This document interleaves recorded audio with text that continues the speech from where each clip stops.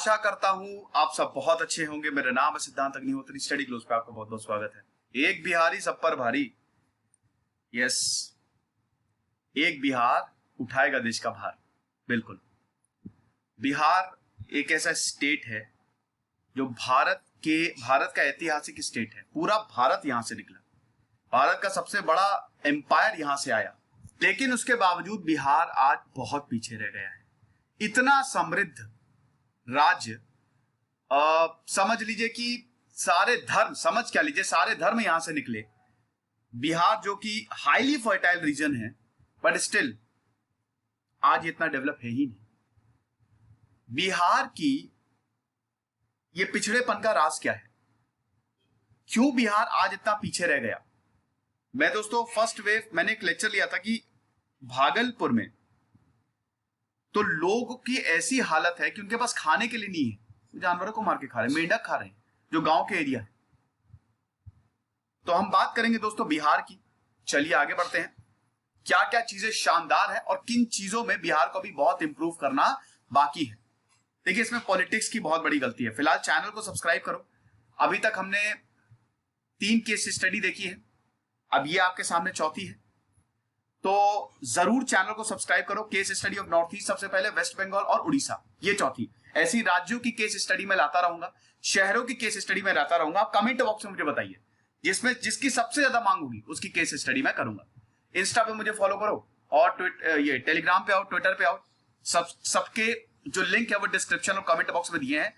Telegram पे लगभग 22,000 के करीब सब्सक्राइबर है। यहाँ पे आपको पीडीएफ मिल जाएगी, और खबरी ऐप पे मैं आ गया, वो आप कमेंट बॉक्स में, डिस्क्रिप्शन बॉक्स में लिंक दिया है, वहां से आप कर लो उसको।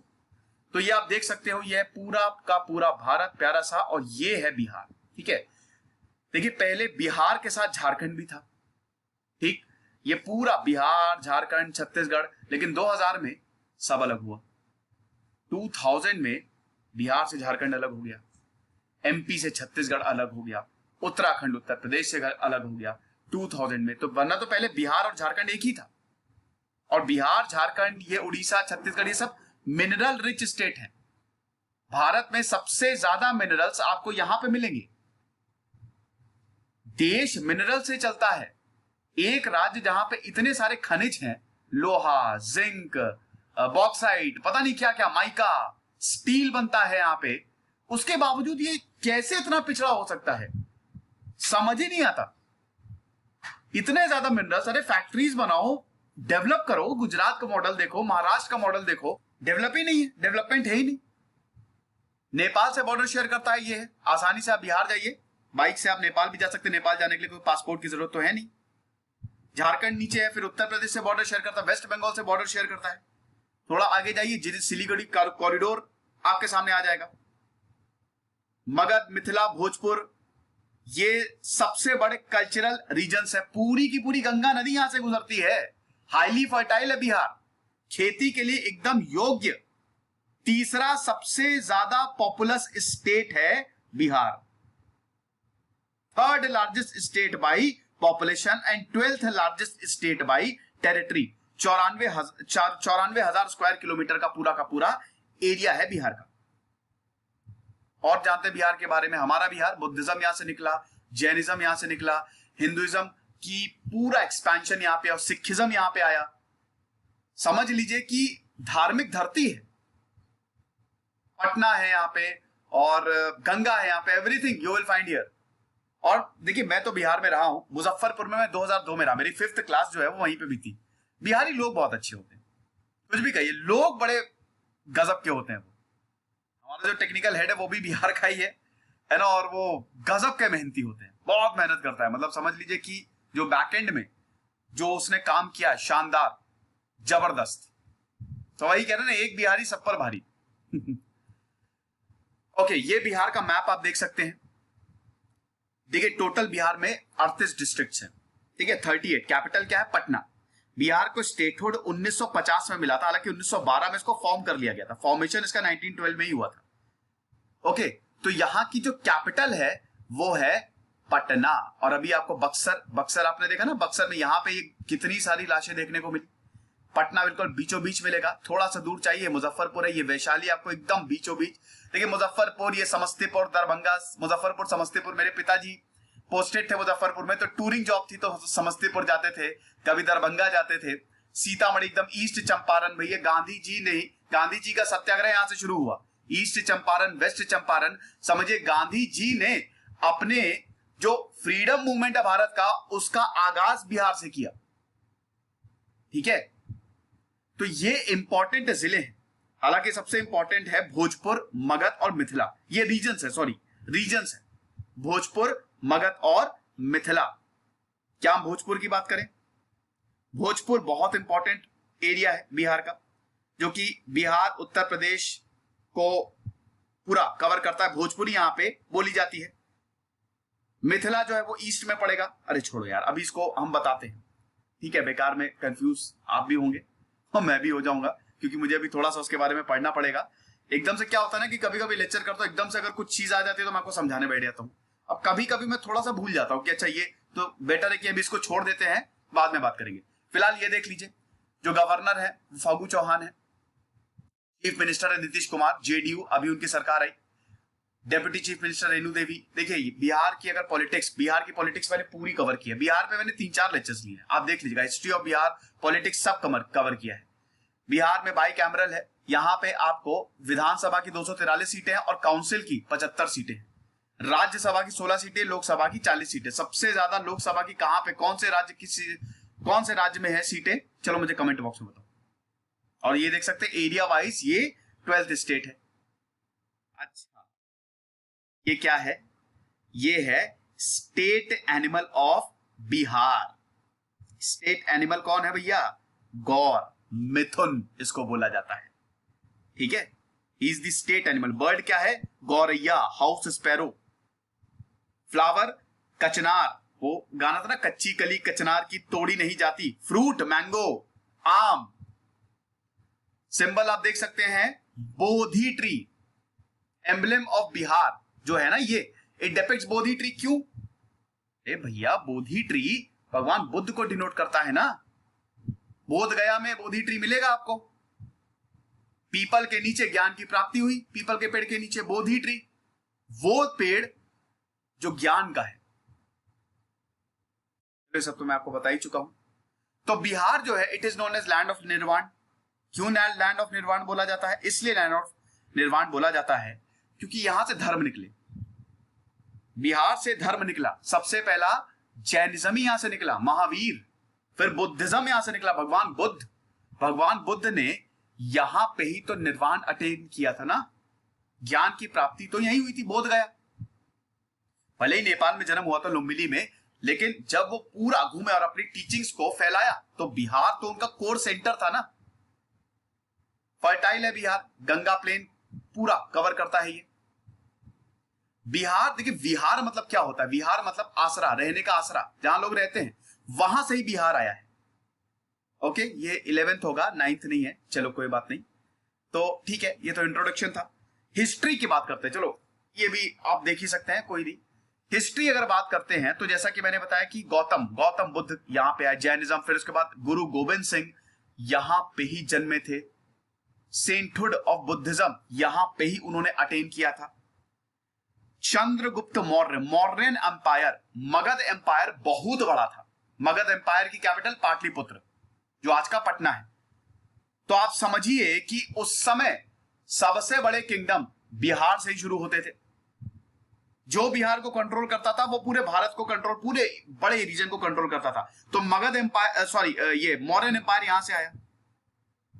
सबसे पहले विदेहा किंगडम जो है वो स्टैब्लिश हुआ वैदिक पीरियड में, जो कि 1100 से 500 तक चला।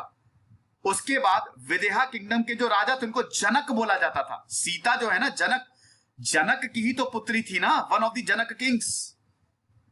मिथिला, रामायण में बिहार का नाम वर्णित है, बिहार लिखा है, मिथिला की रानी, जनक की पुत्री सीता।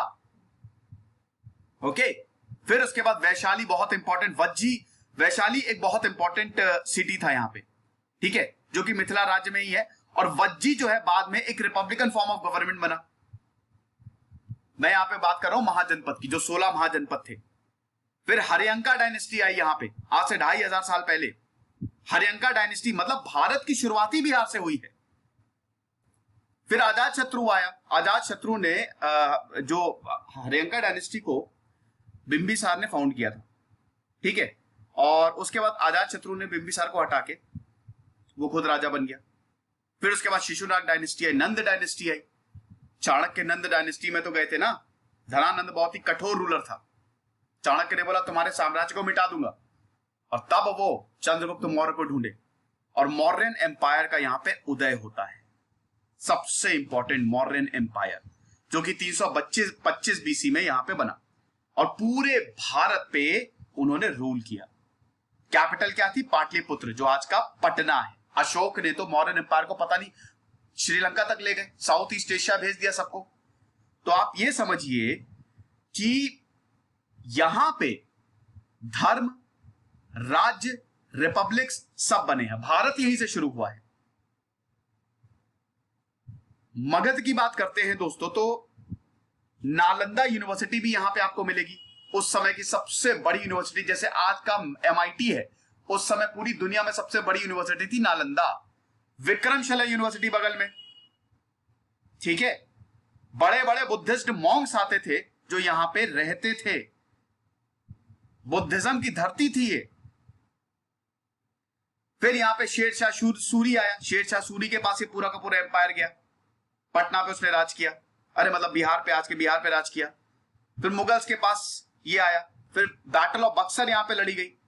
तब ब्रिटिश ईस्ट इंडिया कंपनी ने इसको अपने कब्जे में लिया। और फाइनली हम देखते हैं 1912 आते आते बंगाल प्रेसिडेंसी तक ही था बिहार, लेकिन 1912 में इसको अलग राज्य का दर्जा दिया। बिहार और उड़ीसा को अलग कर दिया। पहले बिहार और उड़ीसा एक थे। फिर 1950 में जब भारत आजाद हुआ तब बिहार को एक राज्य का दर्जा मिला। चलो आगे बढ़ते हैं।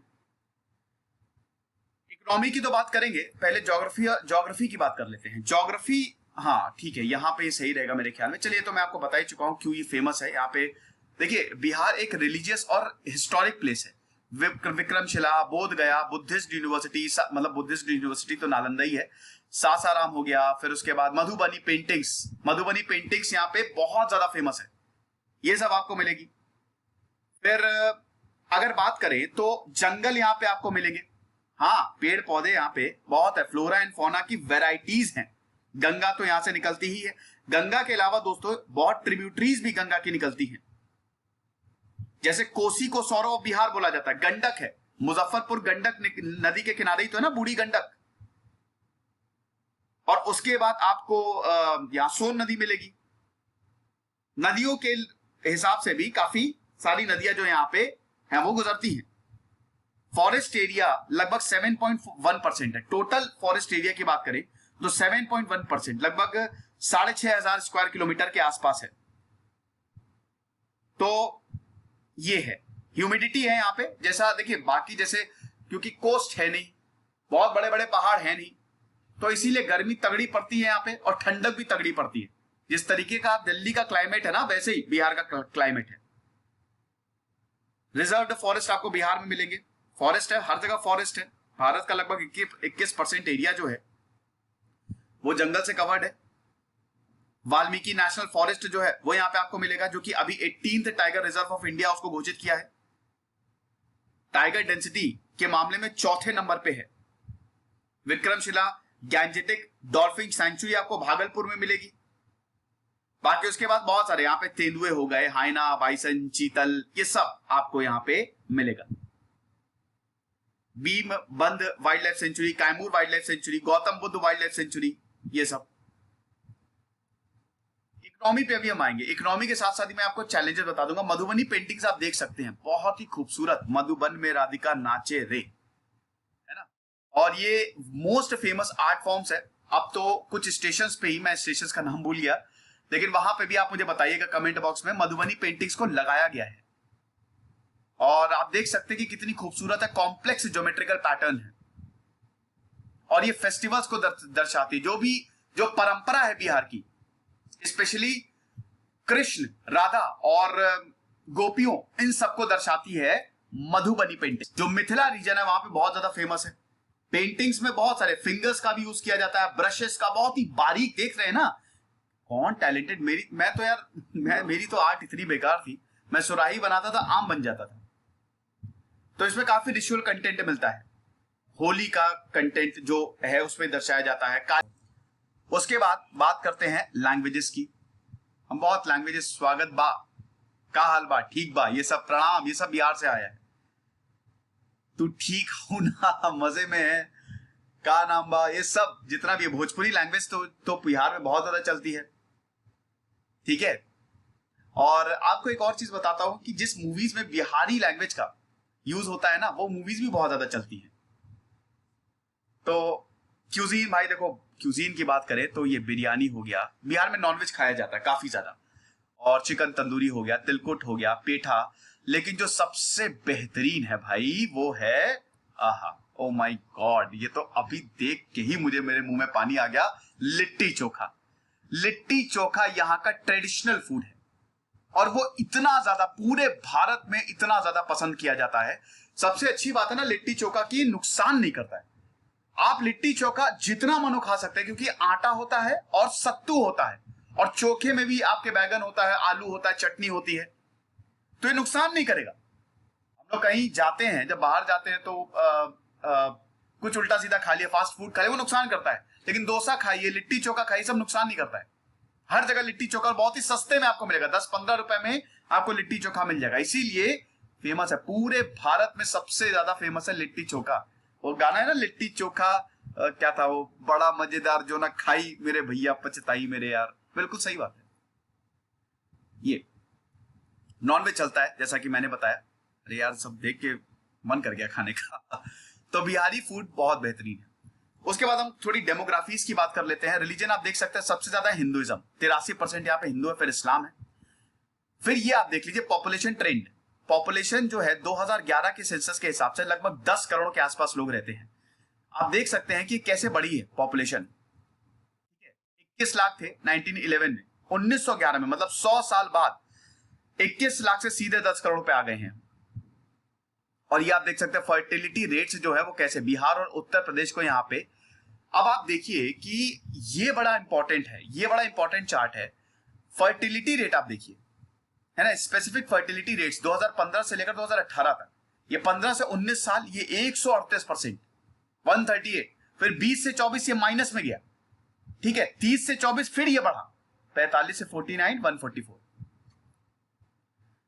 फिर ये देख सकते हैं लैंग्वेजेस, बिहारी लैंग्वेजेस में सबसे ज्यादा बोली जाती है हिंदी। देखिए बिहार में हर कोई हिंदी समझता है, और हिंदी है ही है एक तरीके से, इधर सब जो बिहारी है और भोजपुरी है, आप बिल्कुल हिंदी से रिलेट कर सकते हैं। मैथिली हो गया, मगही हो गया, उर्दू हो गया, सब बोली जाती है। हिंदी भोजपुरी सबसे ज्यादा 25%, 24%। भोजपुरी तो मूवी इंडस्ट्री है कि नहीं।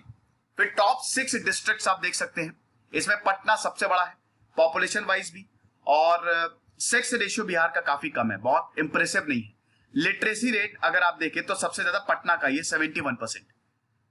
और फिर देख लीजिए, फिर पूर्वी चंपारण, देन मुजफ्फरपुर आता है तीसरे नंबर पे, यहाँ का सेक्स रेशियो काफी बेटर है, और उसके बाद लिटरेसी रेट 64% है। तो ये टॉप 6 डिस्ट्रिक्ट हैं बिहार के। ओके, अब हम बात करते हैं बिहार की इकोनॉमी की। देखिए बिहार जो है वो बेसिकली कृषि प्रधान राज्य है, ठीक है। बिहार की इकोनॉमी जो है वो काफी क्या एग्रीकल्चर बेस्ड है, और 4th लार्जेस्ट प्रोड्यूसर है वेजिटेबल्स का। सबसे ज्यादा सब्जी बिहार से ही आती है क्योंकि फर्टाइल रीजन है।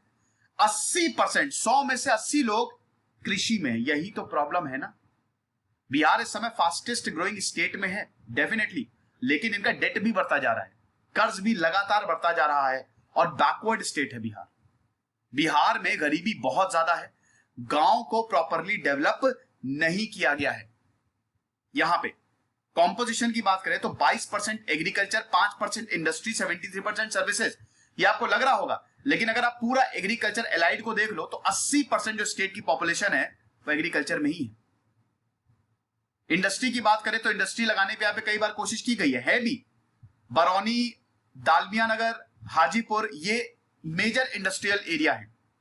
पटना में भी ठीक ठाक इंडस्ट्री है, रिलायंस ने भी अभी इंडस्ट्रीज मतलब यहाँ पे इन्वेस्टमेंट करने की कोशिश की। अभी कुछ डेवलपमेंट प्रोजेक्ट्स हो रहे हैं, जैसे IT infrastructure, software park Patna में बनाया गया, दरभंगा में, भागलपुर में। पूर्वांचल एक्सप्रेसवे बहुत ही ज्यादा इंपॉर्टेंट है, जो कि बिहार को झारखंड से जोड़ेगा। तो सर्विसेज के लिए भी बिहार आगे बढ़ रहा है, लेकिन प्रॉब्लम यही है ना कि बिहार में गरीबी बहुत ज्यादा है, इनकम डिस्ट्रीब्यूशन बहुत, इनइक्वालिटी बिहार में बहुत है। अगर इनकम की बात करें तो पटना, मंगर, बेगूसराय ये हाईएस्ट है, लेकिन इनकम डिस्ट्रीब्यूशन, इनकम इनइक्वालिटी बहुत, जो अमीर है वो हद से ज्यादा अमीर है। बिहार इतना पिछड़ा हुआ क्यों है? बिहार में सब कुछ सही है, बिहार की इकोनॉमी भी ठीक है, लेकिन अगर चैलेंजेस की बात करें दोस्तों, सबसे बड़ी बात है पॉलिटिक्स। हालांकि अब जाके यहाँ पे पॉलिटिक्स जो है वो स्टेबल हुई है। बिहार की पॉलिटिक्स ऐसी रही है कि बिहार को कभी आगे ही नहीं बढ़ने दिया गया। एक समय बिहार सबसे तेजी से आगे बढ़ रहा था, लेकिन पॉलिटिक्स वहां पे कहते हैं ना कि you don't cast your vote, you vote your caste. जब तक लालू प्रसाद यादव रहे तब तक तो डेवलपमेंट बहुत ही कम हुआ बिहार में, और अनफॉर्चुनेटली सच है। नीतीश कुमार 2005 से आए, 1990 से लेकर लगातार 2005, 1990 से पहले जाएं तो आप इतना समझिए दोस्तों कि बिहार में वायलेंस होती थी। बिहार में अगर वोट डालने जा रहे हो तो भैया बूथ कैप्चरिंग हो रही है, वहां पे बहुत बुरी हालत थी, भयंकर वायलेंस के चपेट में था बिहार। मुझे खुद याद है दोस्तों, जब 2002 में मेरे पिताजी मुजफ्फरपुर में काम करते थे, तो वहां पे ना किडनैपिंग बहुत ज्यादा हुआ करती थी बिहार में। क्राइम रेट बिहार में बहुत ज्यादा था, काफी ज्यादा, और इसलिए था crime rate, law and order की सिचुएशन बिहार की कभी अच्छी नहीं रही, अब जाके बेटर हुई है। नीतीश कुमार ने कुछ भी हो काम बढ़िया किया है 2005 से लेकर अभी तक, इसीलिए तो नीतीश कुमार काबिज है सत्ता पे, लोग उनको नहीं हटा रहे। नीतीश कुमार की भी बहुत कमियां हैं, लेकिन कंपैरेटिवली काफी बेटर है। 2005 से पहले लॉ एंड ऑर्डर बिल्कुल कोलैप्स कर गया था, बिहार का बहुत बेकार सिचुएशन थी। सोच नहीं सकते आप, न्याय लेने का आपको न्याय नहीं मिलेगा, क्योंकि यहां पे पॉलिटिक्स, पुलिस सब इन्वॉल्व रहती थी गुंडों के साथ। वो मूवी नहीं देखी आपने, अपहरण, कितनी सारी वो अपहरण, उस समय इतनी किडनैपिंग हो रही थी कि बिहार के ऊपर एक अपहरण मूवी बना दी। फिर जैसा कि मैंने बताया कि इनकम डिस्पैरिटी बहुत है। देखो बिहार में प्रॉब्लम यह है ना कि यहां पे पॉलिसी है, बिहार की पॉलिसी जो है वो है फ्री इक्वलाइजेशन पॉलिसी। बिहार की क्या, सेंट्रल गवर्नमेंट की पॉलिसी है, बिहार की नहीं। फ्री इक्वलाइजेशन मतलब क्या है कि देखो अगर आपके पास बहुत ज्यादा पैसा है तो आप पैसा दूसरे राज्यों में भेज दो, यही दिक्कत है। बिहार के पास इतने सारे मिनरल्स हैं, लेकिन ये मिनरल्स पहले बड़े बड़े राज्यों में बेच दिए जाते थे। कभी ये नहीं सोचा बिहार ने कि ये मिनरल्स हम लेके यहां पे बहुत बड़ी इंडस्ट्री बना दे। अब प्रॉब्लम ये है कि यहां पे लोग थोड़े एंटरप्रेन्योर माइंडसेट के भी नहीं है, लोग यहां पे सिविल सर्विस की तैयारी करते हैं। दोस्तों मैं आपको बताता हूं कि यहां पे दहेज के रेट सेट किए गए हैं। एक सरकारी नौकरी को यहां पे ऐसा बताया गया है कि सरकारी नौकरी नहीं की तो क्या किया। दोस्तों बिहारियों के साथ, मतलब सबसे ज्यादा मेहनती बिहारी होते हैं, सबसे ज्यादा सिविल सर्वेंट सबसे ज्यादा बिहारी निकलते हैं, लेकिन उसके बावजूद इनके साथ थोड़ा डिस्क्रिमिनेशन किया जाता है। जब ये बड़े बड़ी जगह जाते हैं, जैसे भारत के डेवलप्ड स्टेट में गए, कर्नाटक गए, तमिलनाडु गए, या इनफैक्ट दिल्ली भी आए, तो अगर इनका एक्सेंट ऐसा है तो इनका मजाक उड़ाया जाने लगता है या इनको बड़ा नीचे समझा जाने लगता है। लेकिन ये they are highly intelligent, very very intelligent people. लेकिन प्रॉब्लम यही है ना कि यहां पे एक माइंडसेट ऐसा है कि नहीं हमको नौकरी नहीं करनी है, हमको प्राइवेट में नहीं जाना है, हमको कंपनी नहीं बनानी है, हम क्या करेंगे, सरकारी नौकरी करेंगे। क्यों? क्योंकि दहेज बहुत बढ़िया मिलता है। आईएएस का दहेज 1 करोड़ सेट है, बकायदा सेट किया जाता है, ये आपको कई जगह मिल जाएगा, कहीं पे भी आप देख लीजिए। प्यून तक को यहां पे 10 से 15 लाख रुपए मिलते हैं, जो सरकारी प्यून होता है। तो ये बहुत बड़ी दिक्कत है, जिसकी वजह से income disparity, uneven wealth distribution बहुत ज्यादा है। जो अमीर है वो हद से ज्यादा अमीर है, लेकिन 99% लोग यहाँ पे गरीब हैं।